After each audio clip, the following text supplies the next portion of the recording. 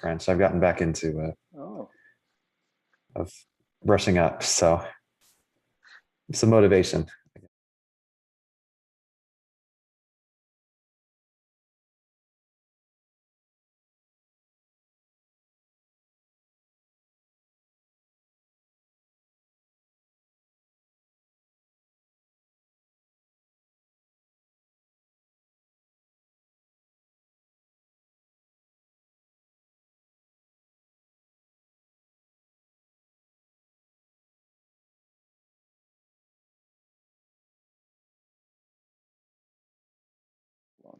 activity with me and Zoom so I can see everyone over here. So in this first, however, 10 minutes, 30 minutes, however much you need, I'm going to leave the floor open for discussion on exam 2, on the recent assignments. I'm assuming you started reviewing your notes, etc. So this is your time. Ask me whatever you want related to the exam and what you expect. Just to clarify, exam 2 will be in the same spirit as exam 1.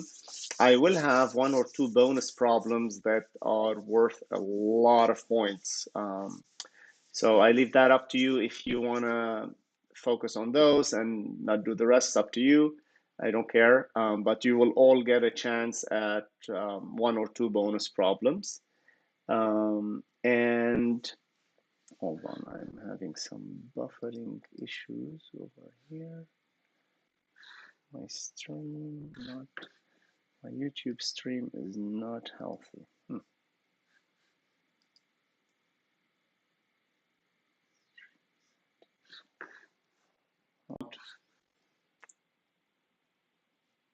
Go ahead. I had a question about one of the problems on the practice that was, or the practice exam 2. Go ahead. So number 4, we're asked about to use, let me see what it's called here. Let me open up that exam as well. 1 second. Okay. Yeah, practice exam. Okay, go ahead.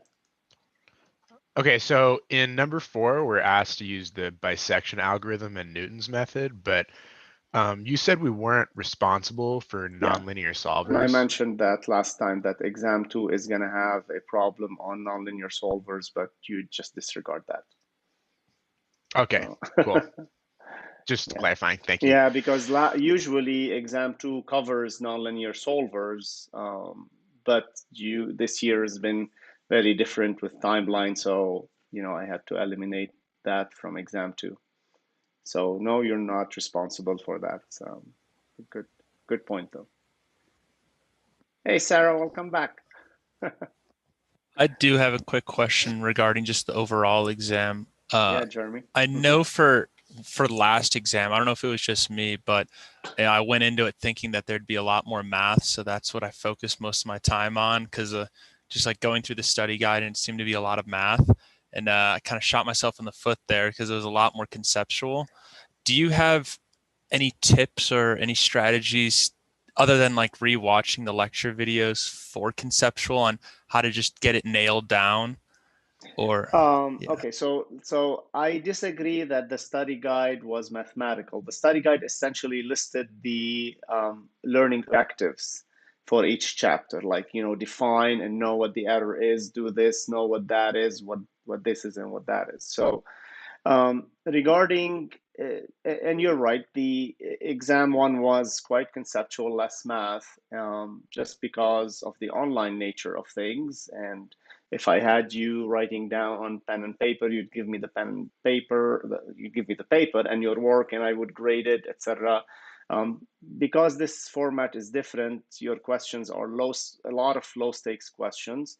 They will be quite conceptual, based essentially on discussions in the class, and based on the questions and the activities that we do in class. So I'm not sure if you can achieve more beyond going over the lectures again, where we hit the most critical thinking questions. Now, the math, So if you know the math, you should be able to answer the critical question. I mean, the math should go hand in hand with the critical question. So, let's say for like linear regression, when we say does least squares regression always result in a linear system of equations, for example, the math should tell you that, right? Should tell you if you are doing, or why does a regression to a polynomial result in a linear system of equations, right? So the math should tell you that. Or why do we call linear regression linear, although we're fitting to a nonlinear polynomial, for example, or nonlinear function, right? So you should be able to answer that conceptually, but the math will back it up. So my guess is that if you focus on the math mechanistically, so you just repeat and apply a formula without understanding what the formula means, then you're not gonna be able to do the critical question. But if you study the math, but be critical as you study the math. What am I doing here? Why am I differentiating with respect to coefficients, not the observations, etc.? You'll be able to untangle the meaning of the math and then essentially address the critical question. I hope it helps, but yeah, it's just the best thing to do is come to class. Because it's one thing to listen to an activity, it's another to participate in it. It's one thing to watch someone drive a car and tell you, you press on the clutch and you do this and you transition. If you drive a manual transmission, it's one thing to watch that and someone tell you about it. It's another when you get in the car, like my brother, when he was teaching me how to drive, he explained to me on the board, etc.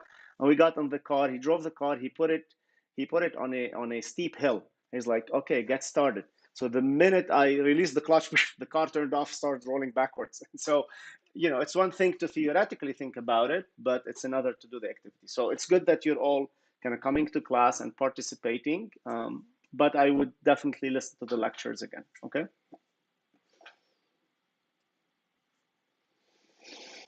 And I posted the keys to homework, to the last two homeworks as well. Those will be relatively relevant, but because the exam is not going to be very heavy on derivations, it's going to be mostly, critical questions, answer this, answer that. You might have to do a little calculation here and there, but otherwise, it will be the same spirit and the same spirit as exam one. And I actually like that moving forward. I think it's more valuable to test your critical thinking skills. It's more work for us because there's going to be more questions, more open-ended questions that we have to make sure that we're grading correctly. That's why you saw your grade on exam one fluctuate, your visible grade, not the official grade, because we were going through the questions back and forth and making sure everyone is graded in a similar fashion.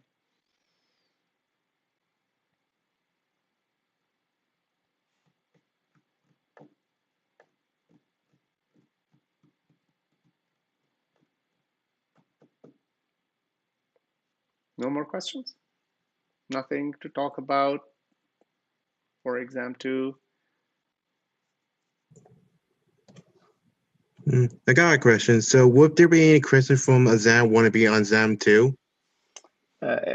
Sorry, it kind of broke. I didn't hear you well. Can you repeat, James?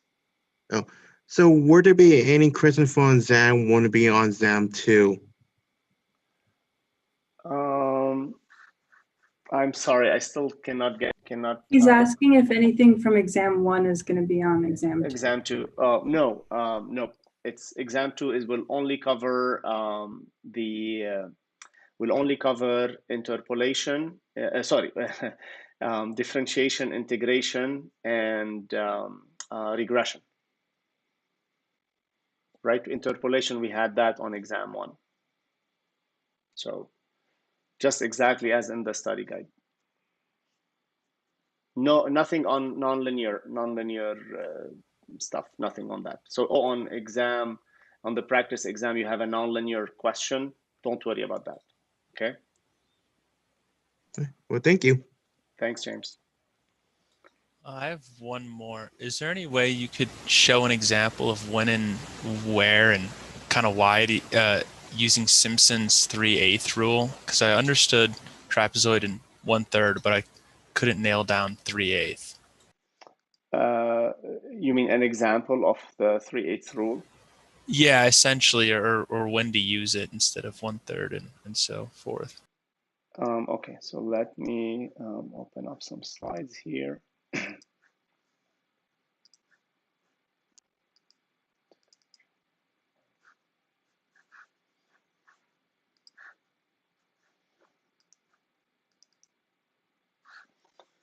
So in general, okay, hold on 1 second.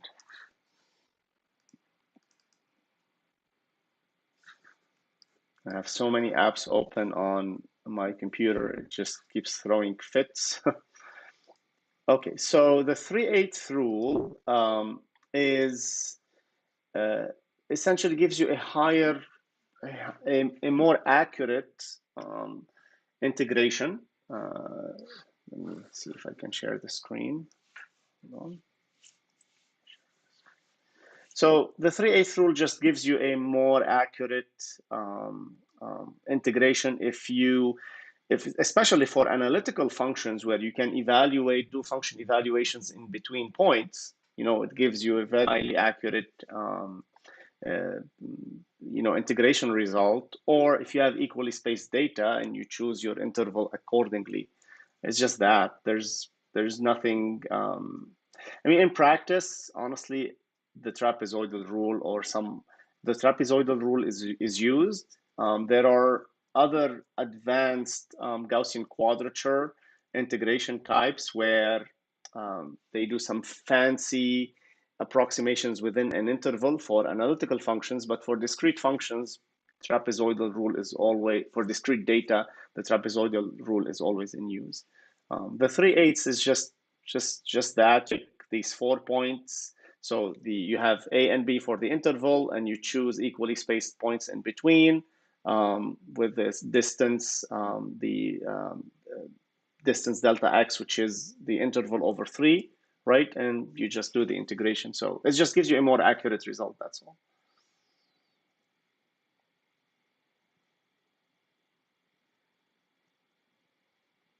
A quick question on integration. Mm-hmm. So on the study guide, you said to derive your own formula to approximate an integral. We have a lot of different formulas in our toolbox, the left midpoint, right Mm-hmm. rule.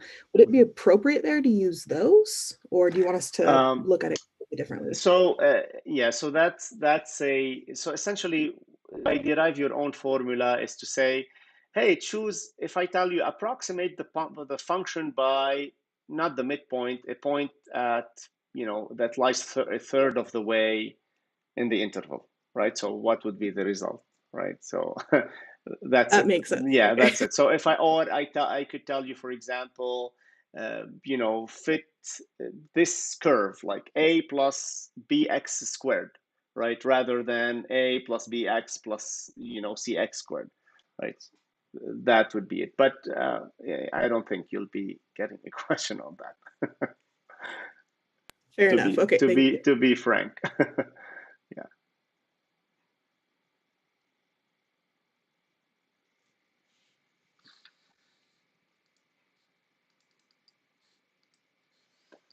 For some reason, my video stream is not okay. For some reason, but we'll see. Any other questions? I think we can go ahead and continue working on the nonlinear solvers. If you're done with questions, concerns, you can always, check in with me as you study for the exam today, or later today at 3:30. I'll be here for open office hours if you want to come in.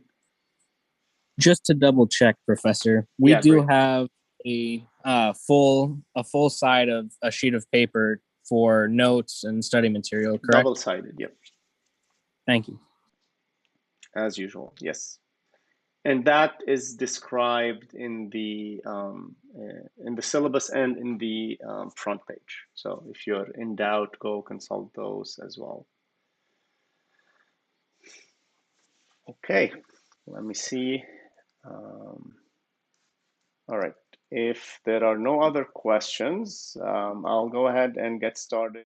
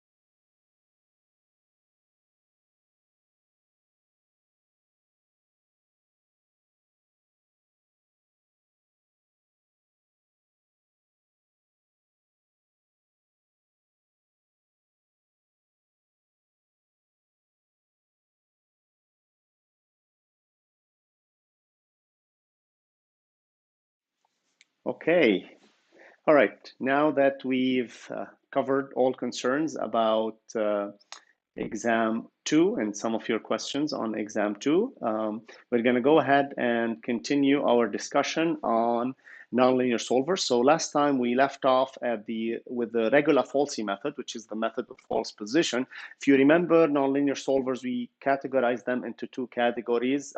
The first was closed domain methods or bracketing methods, where you think that there's a root between 2 points. You can plot the, for example, know that there's a root somewhere. You pick the bracket and you start refining that bracket. We learned about the bisection method, and then we talked about the secant method, the regula-falsi method, and then open domain methods, where essentially you just pick a point and try to find the root using some formula. So the last a closed domain method that we talked about was the regula-falsi method, or the method of false position. With the bisection method, we picked an interval and we said, hey, let's divide it in half and continue dividing that in half to home in on the root.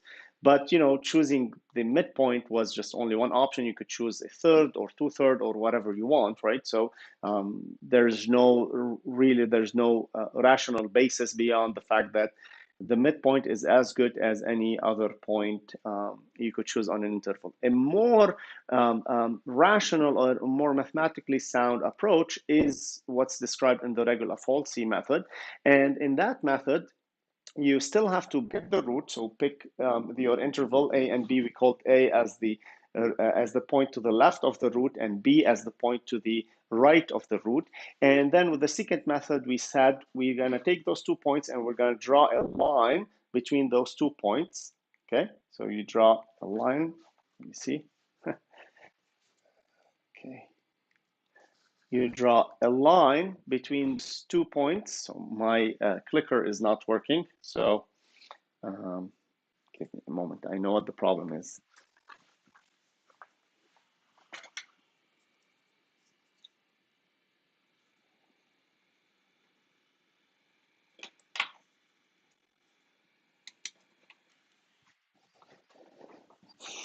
Okay, apologies about that. Now my clicker is working. So with the regula-falsi method, we pick these 2 points. We draw a straight line between A and B, and then so f of A and f of B, not A. So the values f of A and f of B, and then we intersect that line with the x-axis. So it'll be right over here, and then we choose where our new interval is, and then repeat and repeat. And we derived the formula last time for that. The intersection of that line with the x-axis is our new guess for the root. And we always check for convergence. We check if f of c, or the residual function evaluated at that intersection point, if it's less than the tolerance or not. And we looked at the algorithm, and we derived this together actually last time. We said we first calculate the slope of that straight line. We call that m as f of b minus f of a over b minus a, rise over run. And then we calculate the point at which this line crosses the x-axis. That's our guess for the root. And then we check if this new guess is to the left of the root or the right of the, and remember, the way to do that is you look for a change in sign in the sign of the function. A function will change sign when it crosses the x-axis.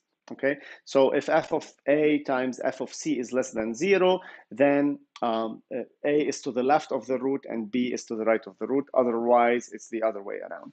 And then you check for convergence. Okay, and this is an example code for the regula-falsi method, and I have that already defined in your Jupyter notebook. So we're gonna just use this function and apply it on the parachutist example.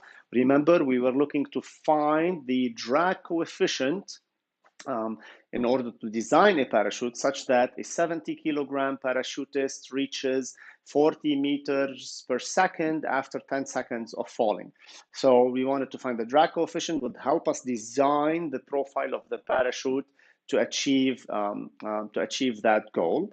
And we define the residual function, etc. And the Falsie method, just like the bisection method, takes a residual function as its first argument, a and b as the initial bracket for root, a user tolerance, and a maximum number of iterations. Just in case you mess something up, or if the brackets are not okay, you have a maximum number of iterations so that you don't iterate to infinity. All right, so now we're gonna go back to our Jupyter notebook. Go ahead and open that up, and I will see you on the other side. We'll finish this off together before we talk about Newton's method.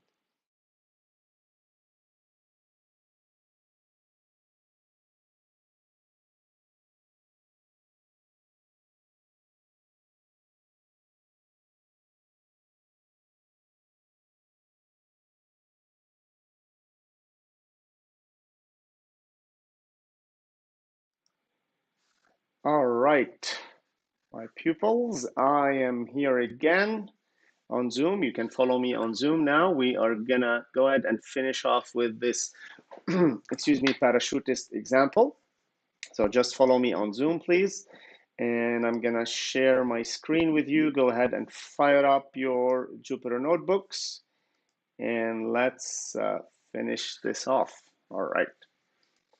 Okay, let me zoom in a little bit. So, can you see my shared screen okay? Excellent. All right.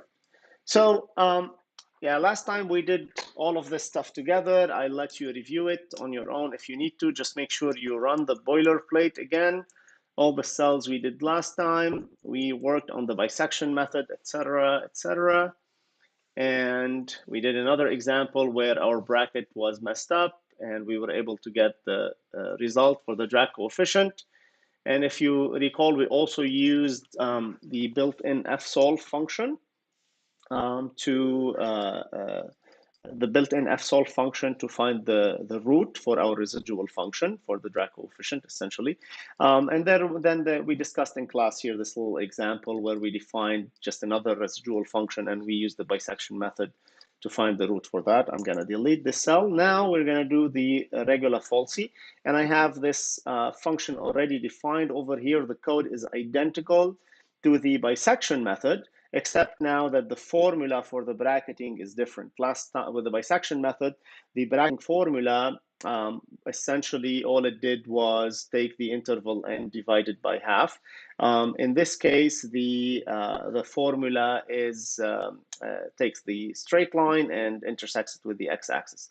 So, take this for granted, execute this cell, and now I want you to call the Falsie method on our residual function, okay, and make sure you define, so let's define these quantities again, the mass, velocity, and time at, so let's do Let's do this. Let's do the mass of the parachute is 70 kilogram. The terminal velocity, we want 40 meters per second after 10 seconds of falling. So go ahead and call the Falsie method, and let's see what it does for you. Oops.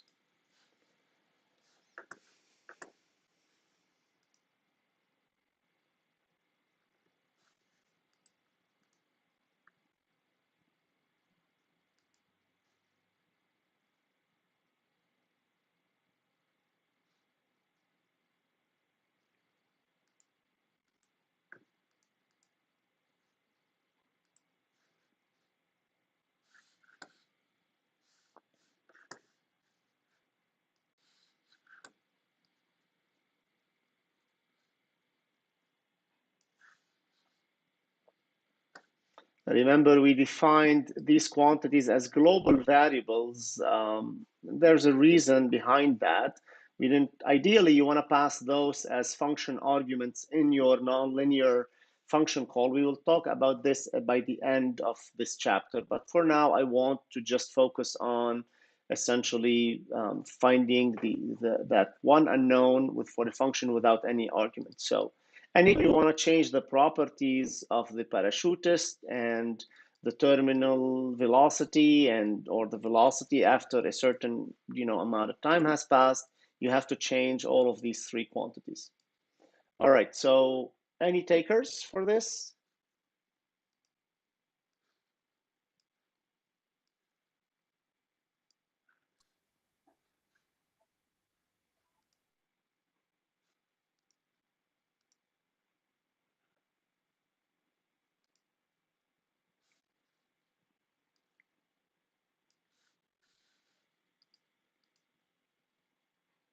Abby, do you want to take this? Yeah, I think I have it. So the first thing you input is R, because that's your function. Yep, that's our residual function that we defined way up there, R, right? Yeah. Okay. Yeah, and then you pick 2 points that sort of saddle where you think it'll end up. So I just did 10 and 50. Okay, like we did last time. And then the air tolerance, I just did 1 times 10 to the negative, 1 times 10 to the negative 10, so 1e negative 10. Okay, very tight tolerance. And then 100 iteration. You ran that, you got 15.21, right?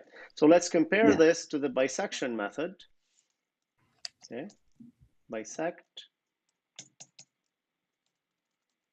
Okay, looks like I did not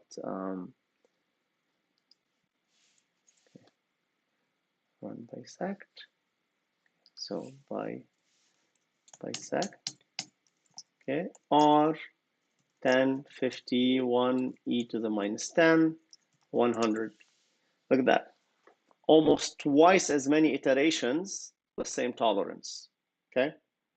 So in fact, indeed, the regula-falsi method is a little bit more efficient, quite more efficient than the bisection method. They will both converge as long as you're bracketing the root, they're guaranteed to converge, but the regula-falsi method is a little bit faster than just randomly bracketing, right? Because there's like some reasoning behind the madness. It's just take the slope, intersect with the axis. It's essentially like you're approximating the function with a straight line, okay? That's what it's doing. You're approximating the function with a straight line, finding the root of that straight line, and then refining, and then refining, and then refining, right? Until you hit them. It is what it is. So you can use it to do the other case that we looked at where we wanted the, again, we had the same case we did last time, parachutist of 70 kilograms, but we want the parachutist to reach 10 meters per second after 10 seconds. Compared to the previous case, this should tell us that our drag coefficient should be much higher, right? Because you want to slow down the parachutist way more to reach 10 meters per second versus them reaching 40 meters per second, right? So you want to slow them down way more after they fall. And last when we ran this, So this is a good bracket, obviously. And indeed, we got 68, just like we did last time. If you were to choose the wrong bracket, you will not converge. So if you look at the curve over here for this case, the root is between somewhere between 60 and 80. Okay, so this is strange. It did converge between 10 and 50. Hold on. Yeah, so the bisection method did not converge. Bisection method or 1050, 1 e to the minus 10, 100. Yeah, so the bisection method did not converge, but interestingly, the regula-falsi method did verge, although your interval did not include the root. The root is at 68. This is an anomaly, okay? And there is a reason for why the regula-falsi method will work, even if your interval is messed up. But don't rely on that. The standard regula-falsi method, your interval needs to bracket the root, okay? It's in some cases it will converge, okay, if your initial interval doesn't bracket the root, okay? But don't rely on that. This regula-falsi method needs the brackets needs the interval to bracket the root. Okay, so if we do this, all right, and it did 100 iterations over here.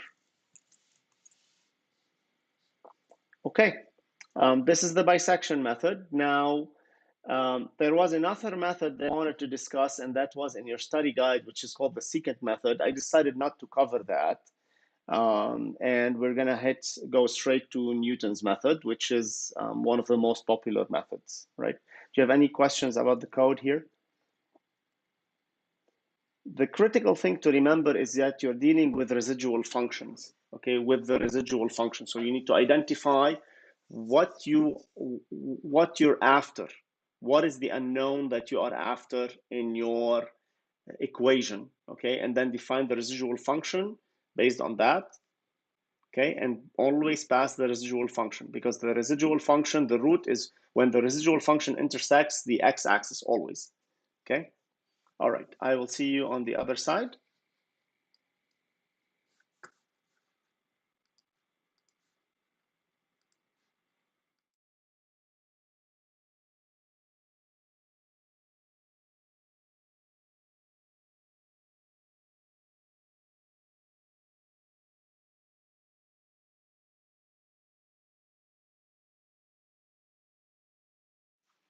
Okay, so now that we're done with closed domain methods, and we saw something interesting with the regula-falsi method, where we chose the interval not to bracket the root, and yet we were able to find a root. That's akin to what we call the secant method, but I'm not going to cover the secant method.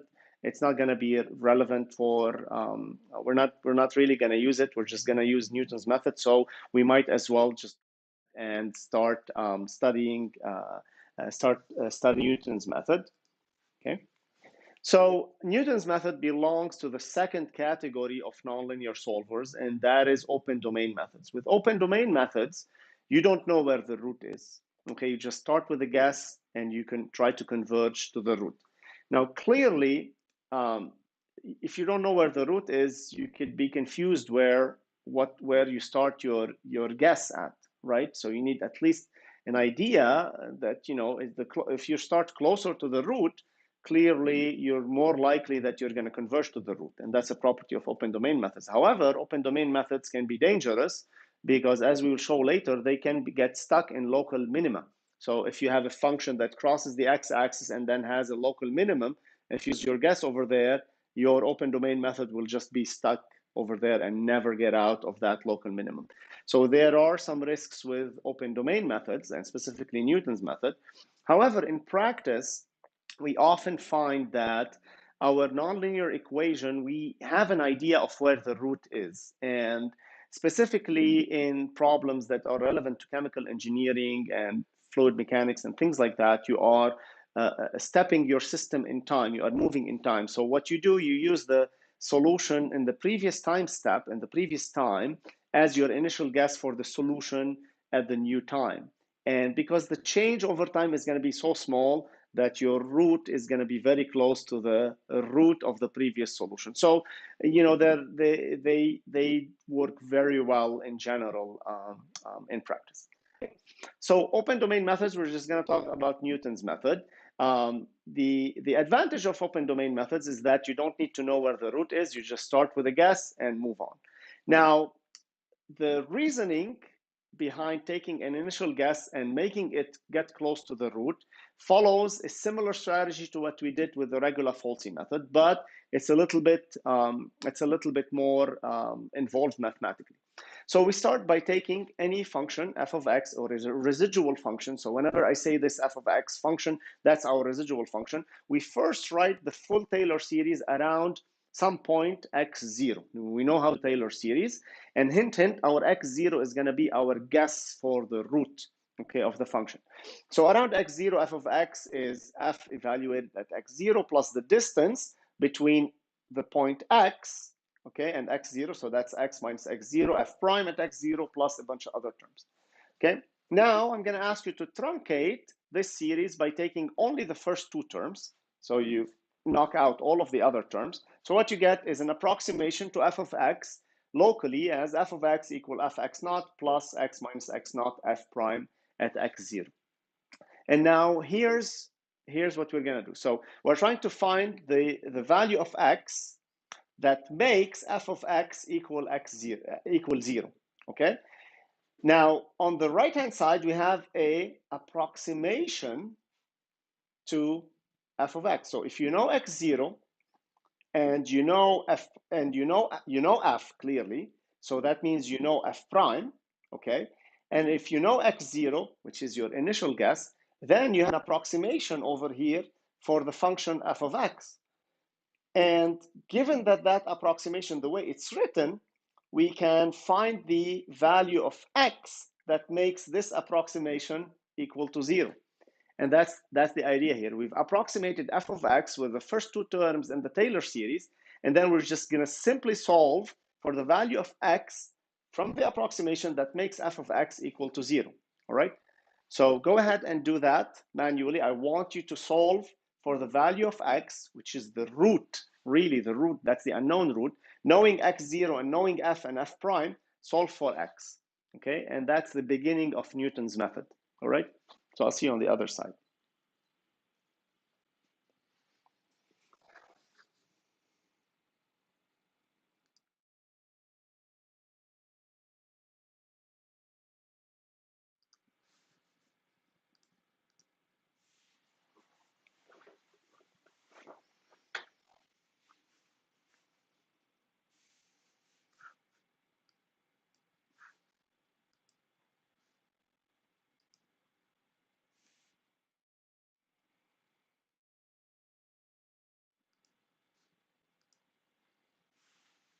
So you should be able to see the formula on the YouTube.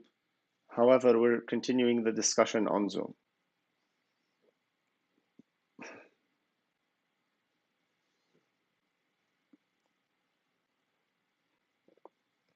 So see what we've done. We took f of x, which is could be an arbitrary random function.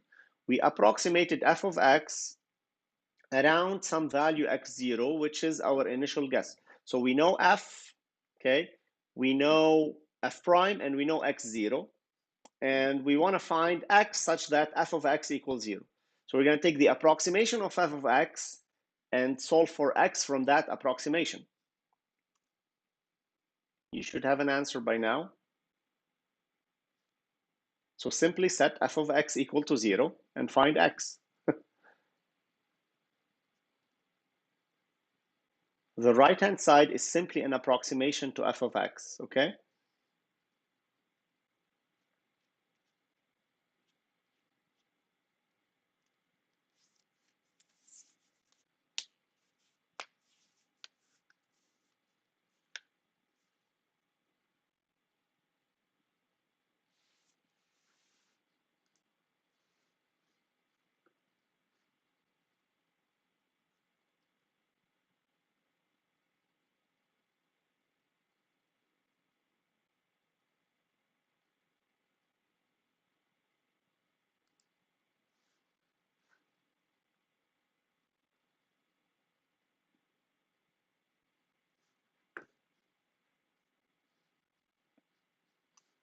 Any takers? Yeah, sure. I'll take a stab. What? I just basically made it into x equals x naught minus f of x naught over f prime of x naught. Exactly. Yep. So now, Jeremy, if I start, and I'm jumping a few slides here. So if I start with x0 as my initial guess, how can I use this formula to improve my guess? Clearly, this formula is an approximation to the root, right? Because we didn't take the full f of x, we just approximated it with the first two terms of the Taylor series. We're going to use that as a recipe to improve our x0. So how can we use that formula that you just gave me?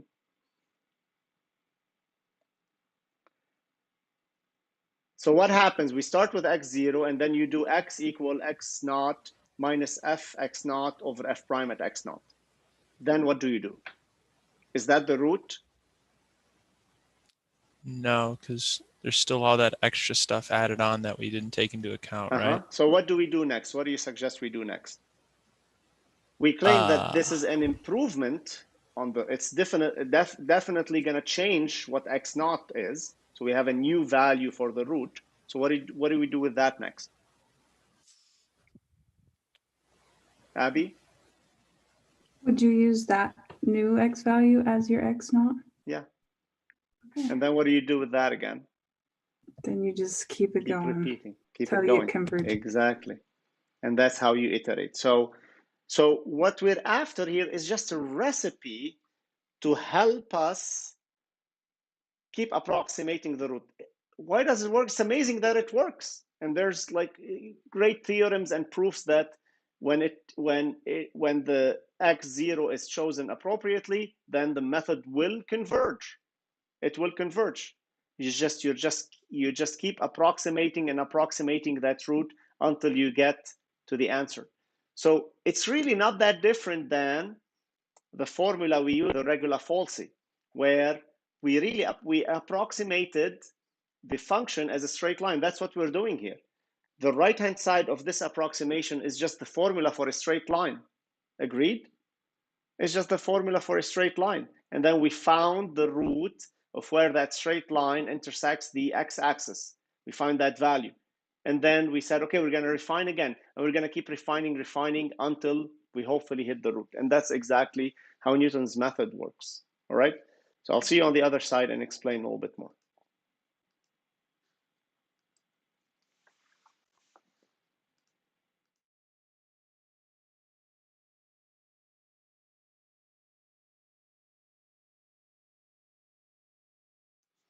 All right. So just like we discussed in class, on Zoom, in class, the whole thing is class. Jeremy told us that we can simply set f of x equal to 0 and solve for the value of x. And that is going to give us, I claim, that's going to give us an improvement on the root. So think of this as just an improvement or an approximation to what the root is. Remember, we approximated f of x with these first two terms. It's just a straight line. And then we found where that straight line intersected the x-axis by setting it equal to 0, solving for x. So that gave us a recipe now that we can use over and over again to improve our guess of the root. So if x0 is our initial guess, x is going to be our improved guess for the root. Then we're going to use that and put it again over on the right hand side instead of x0, so x1, right? And then get an x2, x3, and so on. And that's how we iterate and converge. And that's Newton's method. There's nothing fancy about it. The algorithm is simple. You are given an initial guess, the residual function f, and its derivative. Okay, so now what changed here compared to closed domain methods is that with closed domain methods, you didn't need the derivative, you needed a bracket, okay, a and b. Over here, you don't need a bracket, you just need one guess, you need the residual function and its derivative, okay? So you calculate f of x0 and f prime of x0, then you calculate the new guess for the root, see, I called it x1 equal x naught minus fx naught over f prime x naught, and then you use that x1 as your new guess for the root. you have to check for convergence. Something is up with my clicker today. You check for convergence every time you update the root, just like we did with the other methods. And if not, you just keep repeating and repeating until you converge. And that's it. That's Newton's method. Mathematically, the way we write this, we just say xk plus 1 is equal to xk minus fxk over f prime xk, where the k is a counter for the root. So you start with k equals 0. That's your initial guess. And then you start improving your root finding. You start improving your root and converge. Okay. This is the code for Newton's method. At a minimum, the routine needs to take the residual function f, its derivative, I call that df over here, an initial guess and a tolerance. Okay. You can put in also a maximum number of iterations.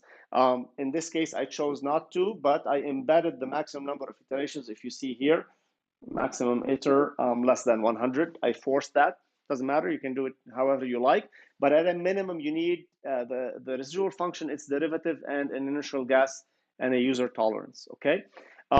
And this is what it does. It just implements the routine in the while loop as long as my error is greater than the tolerance and I haven't hit the maximum number of iterations. I start updating my guess, which is x naught. I do x1 is x naught minus fx naught over f prime.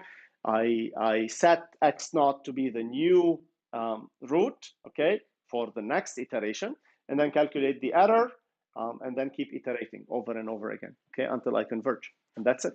Okay, it's pretty simple, pretty elegant. Okay, so let's see how it works with the parachutist example. All right, so I will see you on Zoom, and we can finish this off together.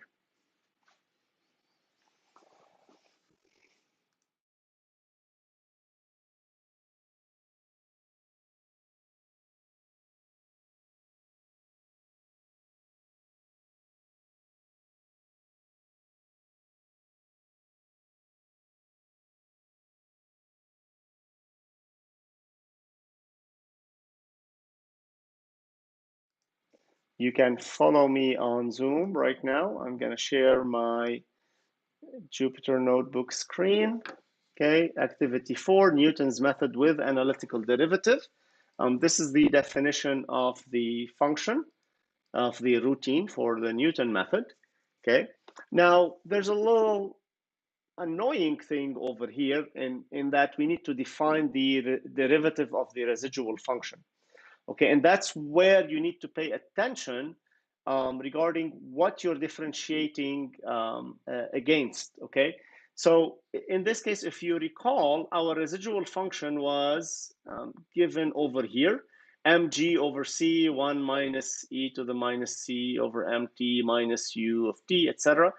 You're not differentiating with respect to t, you're not differentiating with respect to u, you're not differentiating with respect to m, you are differentiating with respect to c, because we've assumed everything else is given to you for a given mass, for a given velocity, and for a given time. What drag coefficient?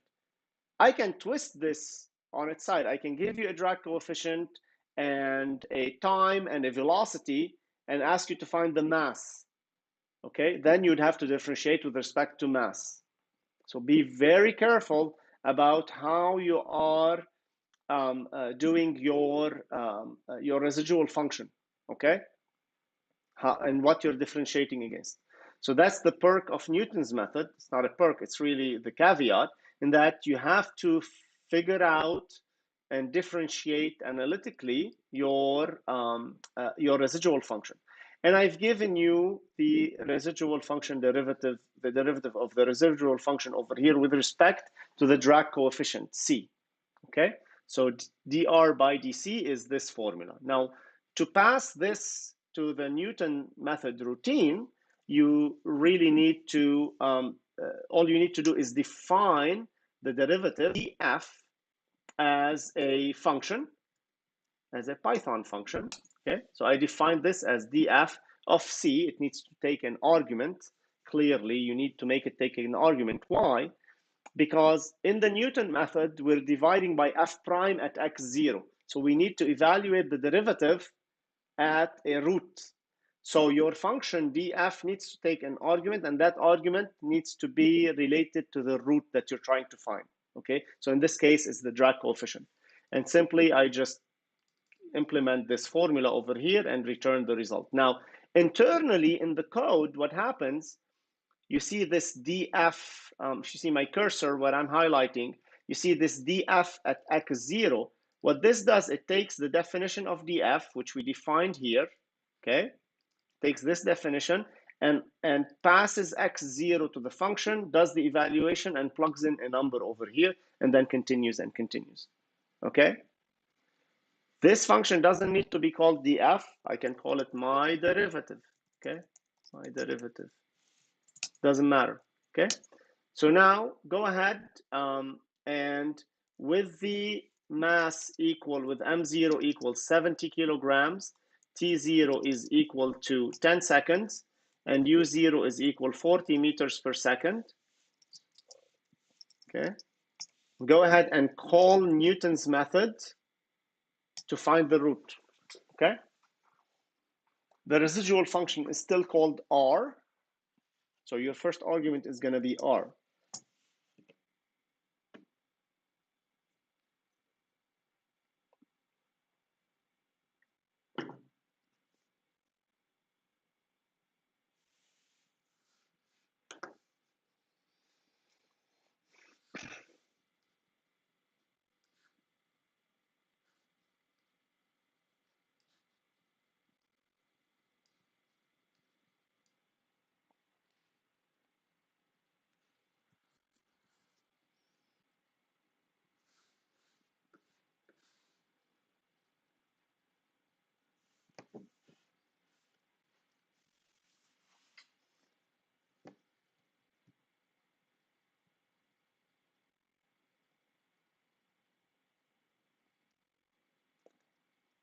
Sarah, would you like to take this when you're ready?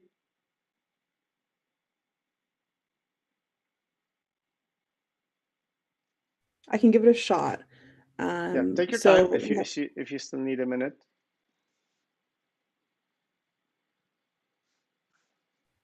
let's see. Okay, so let me just unmute here. I have R, df. Okay, so in my code, I called it my derivative. Okay. Oh, cool, my derivative. Yeah, and in yours, it's still probably called df, okay? Yes, correct. Now, so where I'm getting a little bit hung up on is our x naught. So would that be where I just give it my initial guess, or do I need to define my initial guess in my code?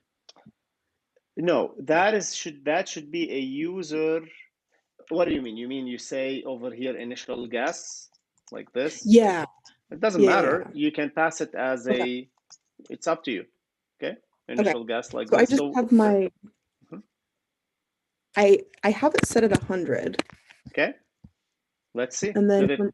And then for my error tolerance, would it just be tol? TOL?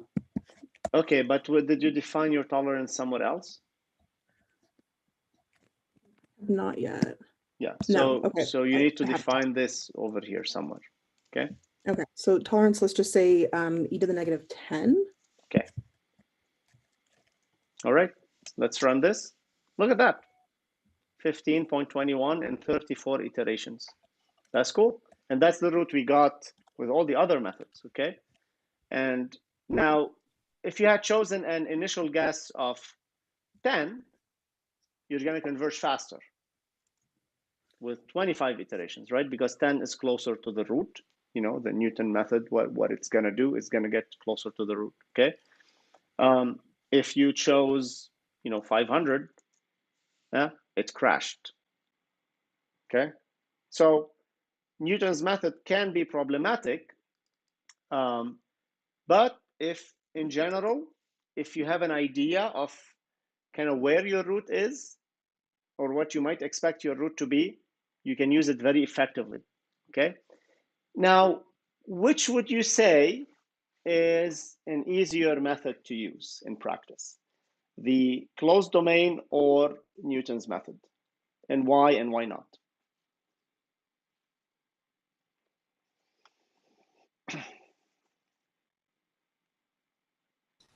I'd say closed because we don't need to do the derivative of the function. Okay, but you need to know where your root is, correct? That's the caveat for closed domain methods. What if you don't know where your root is? Let's say you have this fancy code and you cannot visually inspect where your root is, okay? So closed domain methods become cumbersome. They become ineffective, okay? Now for open domain methods, Jeremy hit it right on in that there's this annoying derivative, correct? Okay, so you're all jumping the gun, but I'm going to go ahead and jump the gun with you. So what would you say, how would you say we can deal with this derivative, this annoying derivative? What would be another strategy? What would be a strategy? And Jeremy, you're kind of also you the heat on that because you complained about the derivative. So can you find a solution for that? No, don't use the derivative then. Okay, so who else disagrees with Jeremy that we can figure out a way to avoid this having to implement the derivative? Think about what we learned in numerical methods. We could just use like the numerical derivative instead of. Yes, thanks, Porter. Spot on. Yeah. So that is going to be the next step in Newton's methods. Clearly, residual functions can be very complicated depending on what equation you're trying to solve, and the derivatives for those residual functions can be equally annoying and very, very cumbersome. Okay, and what Porter has suggested is, hey, if we know the function, we can approximate a derivative using any of the finite difference methods that we use, a numerical derivative, in other words. What that means is, for the Newton method, you don't even need to pass the derivative anymore. All you do is pass the function, the residual function, the initial guess, and a tolerance. And it couldn't get any easier than that. Okay, so let's see how this works on the other side of the internet.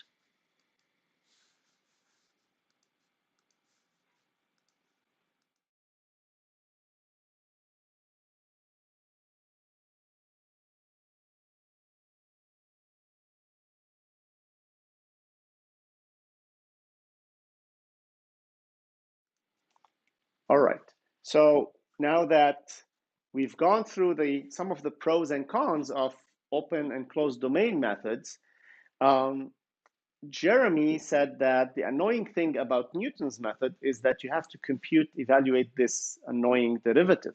If your residual function is complicated, it might be cumbersome to evaluate the derivative. You know what you need to differentiate it against. You can use a symbolic approach to symbolically evaluate the derivative and pass that to a Newton method. That's legitimate. That's what we do in our codes. We have very large computational fluid dynamics codes with very cumbersome functions. And we do evaluate derivatives analytically, but we use symbolic manipulation internally, so we don't have to even write a single symbol. But for the intents and purposes of simple functions like that, or just single unknown residual functions, you need to kind of analytically do the derivative, implement it, etc. An alternative to having to do that, which was annoying, it is annoying and cumbersome, is to do what Porter suggested, and that is to use a numerical derivative. All right, and that we're gonna talk about next. Okay, we kind of already answered all of this entire activity. We can use simply finite difference methods to evaluate this first derivative. We learned about 3 methods: the forward difference method, the backward difference method, and the central difference. How do I know which one is forward, backward, and central? The forward one is x has f of x plus delta, or plus h plus delta x. That's the forward. The backward difference has f of x minus delta, goes backward. And the central has a combination of forward and backward. Now, each one of those derivatives has a different order of accuracy. It has to do with the error, right? So this is first order, second order. Now, in your opinion, okay, one more thing, this spacing can be chosen arbitrarily. You know, if I were to ask you just compute a derivative, you just choose your spacing. The smaller the spacing, the more accurate your derivative is. But, you know, you got to be careful about not choosing a very, very small spacing that could blow up, you know, cause some round off issues. I'll give you a hint on how we choose delta. But more importantly now is I want you to think about what is the advantage and disadvantage of each of these methods. So, you know, there's the order to think about, but there are other things to think about. And think about the following, that this nonlinear solve, what we're doing here is just we're iterating, okay? And every iteration, we're doing a bunch of calculations. Now, imagine that this iteration as well, these 100 or 20, these 50 iterations are embedded in a bigger code, or just part of a bigger code that keeps calling this Newton solver over and over again. So you have the inner iterations, 25, 50, 30 iterations, whatever that is, multiplied by hundreds of thousands of calls to that routine. So think about that, put that in context as you consider which one of those methods you want to use to do your numerical derivative. All right, I will see you on Zoom.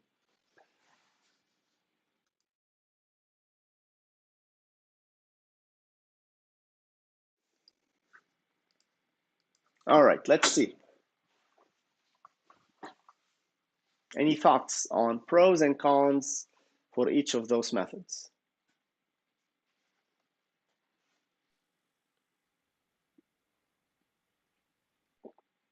Think about computational cost.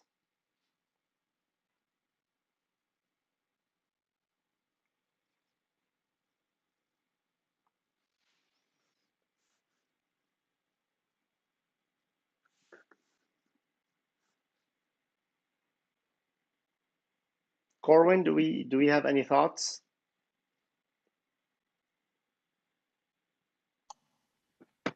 I'm not really sure. Okay. What about the order of accuracy? Which from an order of accuracy perspective, which of these methods would be better? The second order, Yeah, because it provides the second higher order. Yeah, it provides a more accurate representation. Okay, I agree. Does anyone disagree with that? So that's just really from the order perspective, accuracy. What about cost? I would think that the first order would be cheaper. Why? Or less expensive. Why? You have fewer iterations or fewer calculations. Okay, specifically where? Where are the fewer calculations? Because to me, they look like there is, you know, f something minus f something, all of them, right? So you are correct, Marta, but where specifically does the fewer calculation come in? The less calculations come in? I'm just looking at these two in the Jupyter notebook, and the Newton's method is got fewer lines and is shorter, but I don't quite see where or what you're omitting from the regula-falsi method. But I know that it seems to take fewer iterations to converge. Okay, so it's not about the iteration count. Okay, No. they will all. Okay, so you are correct in that the first order methods are going to be cheaper computationally, but not because they produce less iterations. That's not the cause. They will all produce approximately the same number of iterations. So the order is not going to be very important. What's more important is what we call the number of function evaluations. Okay, once we end, every time you call f of x, f of something, the code has to go somewhere else where the function is defined, has to put in the value inside the parentheses, do a calculation, and return that value back. With first order, yes. I'm sorry. Okay, go so ahead. When you look at the code for the regula-falsi method, is that the if-else statement that you're omitting? Do you want to mute the YouTube first? Because I'm hearing a lot of feedback. So sorry. Do not compare to the regula-falsi method. That's not what I'm comparing against. I'm comparing numerical derivative to numerical derivative. So forget about the regula-falsi. Let's say I use the first order numerical derivative and you use the second order numerical derivative. Let's say also that both converge with the same number of iterations. We both take 50 iterations. Which one is going to reach the answer faster, regardless of iteration? Which one is going to finish the calculation sooner?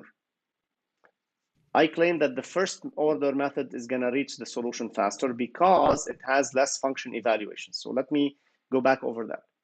A function evaluation is every time you have a function called f of x or f of x plus h or f of x minus h, okay? So every time you do that, the code has to go find the function definition in the code, evaluate that function definition, and return a value. Now, when you look at these three equations here for the finite difference formulas, they all look the same. You have two terms in the numerator, two function evaluations in the numerator, f of x plus delta minus f of x, and then f of x minus delta, and then fx plus delta, f of x minus delta, okay? So at first encounter, all of them have two function evaluations in the numerator. But think twice. The first order methods, we already evaluated f of x. Remember when we calculated f of x0 in the Newton formula, we already needed to calculate f of x0 anyway. So we have that value, we calculated it once and we can reuse it, okay? So in the first order methods, we only have one additional function evaluation, which is x plus delta or f of x minus delta. But with the second order method, we already had to evaluate f of x0. Now we also have to evaluate f of x0 minus delta and f of x0 plus delta. So you have one additional function evaluation compared to the first order method. Is it too much? For what we're doing, it's not a big deal. But when you put this in a very large, as part of a very large code, like we do in our codes, in our research, it becomes a big deal. It could be the difference between 30,000 function evaluations and an additional 30,000 function evaluations or 50,000 function evaluations, which could cost you about a day in computational cost. It's a big deal. Okay, it is a big deal. So in practice, we use the first order methods are cheaper to calculate, okay? I will show you that on YouTube when we continue the stream, but do you have any, does anyone disagree? Anyone having issues with that? So, Professor, I got it, like, so the first order is better than the last one, but what is the difference between the first and the backward difference? So it doesn't matter. Is that the same? Yep, they're the same. You know, choose whichever one you like. Okay, got it.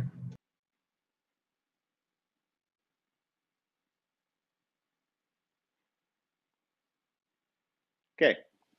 Is there a way in Python to figure out how often the code is figuring out how many computations it has to do in an equation?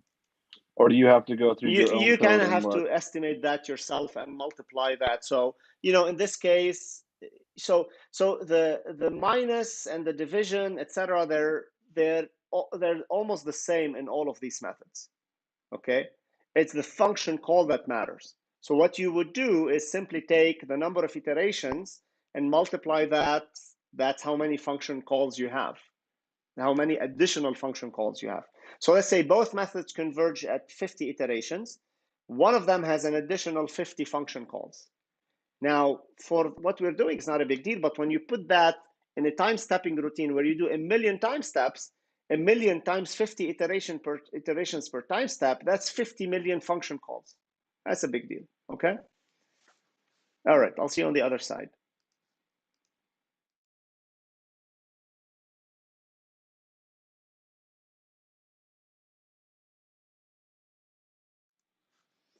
All right, so like we discussed that from the order of accuracy perspective, this method is much better.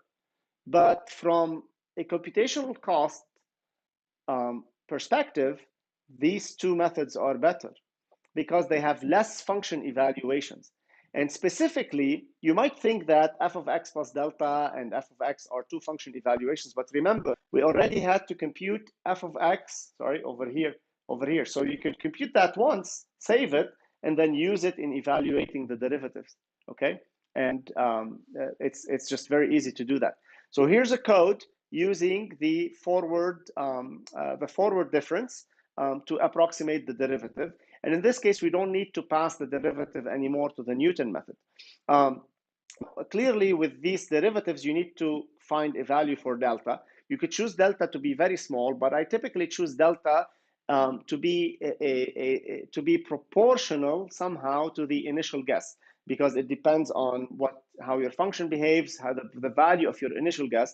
So what I do, I just take delta as some value 10 to the minus 5, 10 to the minus 10, x0 plus a small value over here, just in case the denominator, just to avoid the denominator going to 0. So if your x0 happened to be 0, I don't want to have 0 in my denominator. Now, in our second Newton routine, we only pass the residual function, the initial guess, and a tolerance. We don't need the derivative anymore. And notice over here how I define my h, which is spacing, and I define my derivative, okay? And I define my derivative, f of 0 plus h minus f of x0 over h. That's my derivative. The derivative needs to take place at x0, okay? That's our approximation to f prime, all right? And that's how we do it. Okay, so let's go ahead and finish this off. Go back to the Jupyter notebook. You have this routine already printed out. And I violated my argument here of function evaluations, but I'll show you how to fix it when we do the activity together, in that I want to reuse the evaluation f at x0, okay? But for our intent purposes right now, it's not a big deal, but in practice in big codes, you want to make sure that you don't call a function over and over again, okay? If you can call that function once and reuse that, that's better and cheaper, all right? So let's continue on Zoom with the coding activity.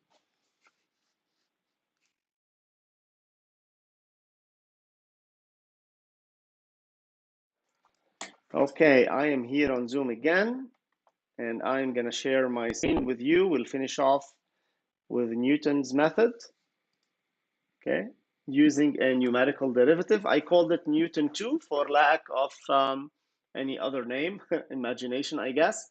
And excuse me, the only thing that changes between this Newton 2 and the other Newton is two things change. We don't pass the derivative anymore. Okay, we're not passing the derivative anymore. And also, you're just computing the derivative internally, all right, here in this df. Now, where did I violate my function call? Notice there's an f of x0 here and f of x0 over here.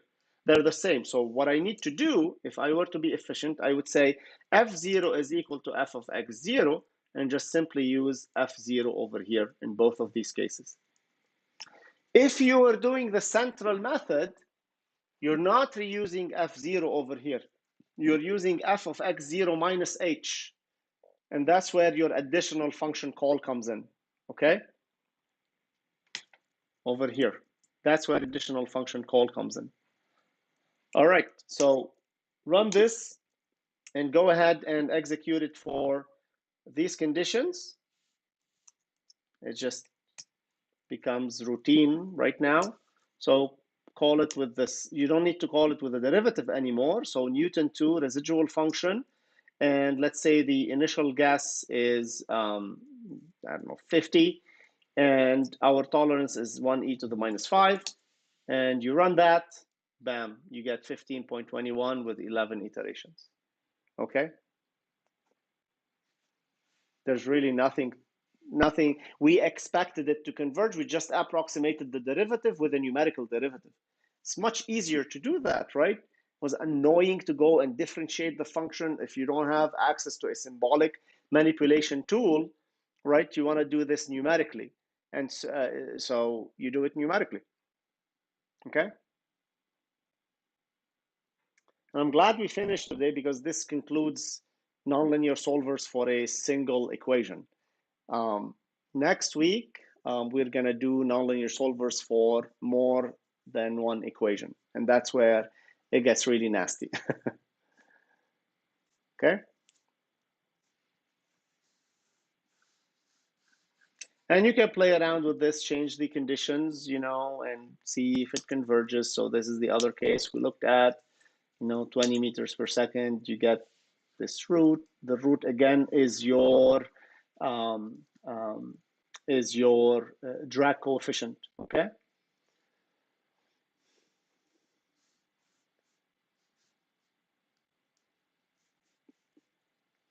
Anyone's code not working?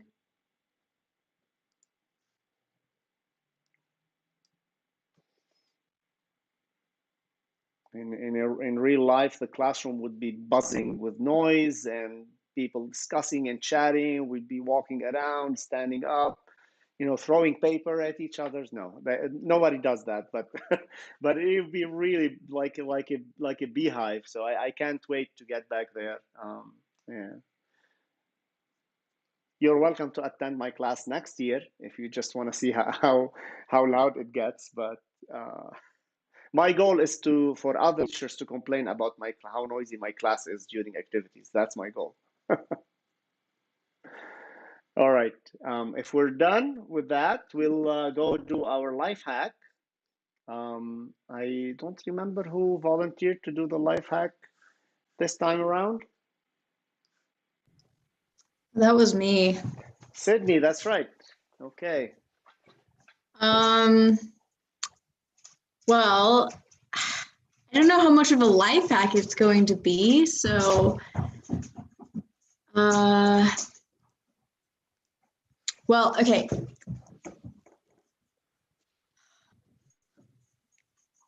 I don't know if y'all take Leathermans or other multi-tool knives out when you go camping, but sometimes when I'm car camping in the winter time, I'll bring like canned beans with me or soup or whatever, and then I always remember that I forget a can opener. But this little thing is a can opener. And I recently found that out a few years ago, and it changed my life. Instead of having to go to the dollar store every time and buy a can opener. And how do you open it? Can you? You just use this to puncture the can on the inside, and then this hugs the lip on the other side. Okay. And then you just crank it. You just crank it up.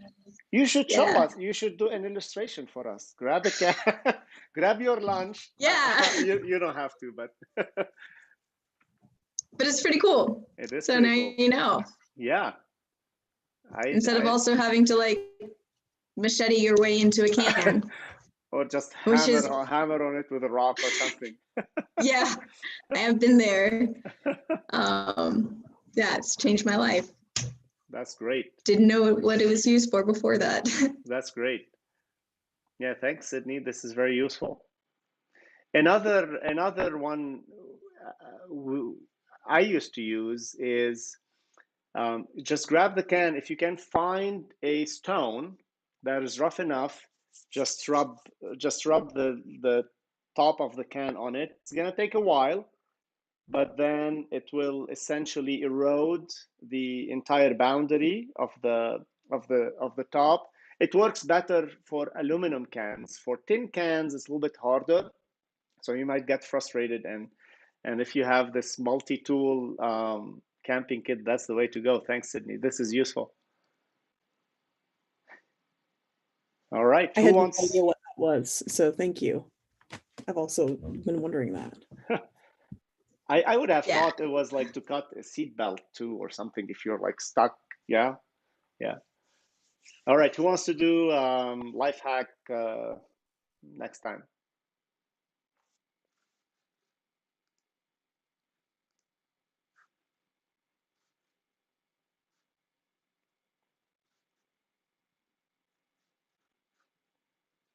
No takers? Okay, maybe I'll do one. Okay, will be me. All right, guys, I'll see you on Thursday. I'll be here at 3:30. Bye-bye.